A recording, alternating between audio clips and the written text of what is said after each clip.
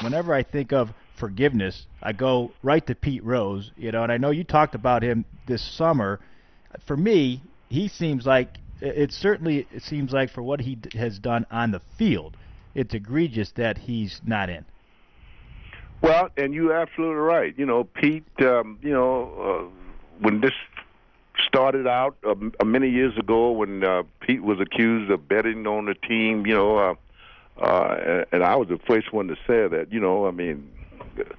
whatever happened, happens, but I think that the forgiveness comes around by saying that, I think we all know that Pete deserves to be in the Hall of Fame. Really, I would love to see him in the Hall of Fame. I don't know, I look at myself and I said, my next birthday I'll be 76 years old, and I've had, I've enjoyed being part of the establishment. I enjoy being a Hall of Famer, as much as I enjoy playing the game itself for 23 years. And I'm sure that Pete Rose enjoyed playing the game itself. He made a mistake.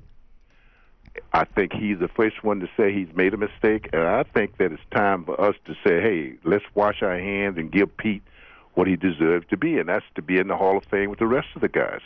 And his issue obviously is different than this whole steroids issue. And I don't want to ask you, your specific, this guy or that guy, but how do you think we should handle collectively as a group this whole steroids era? Do you think we should put an asterisk by this era and still vote guys in? What's your thoughts there? If they're guilty, that's what you should do. If they're guilty, they should come in with that. Because that, from what we gather, is part of why their record was where it is.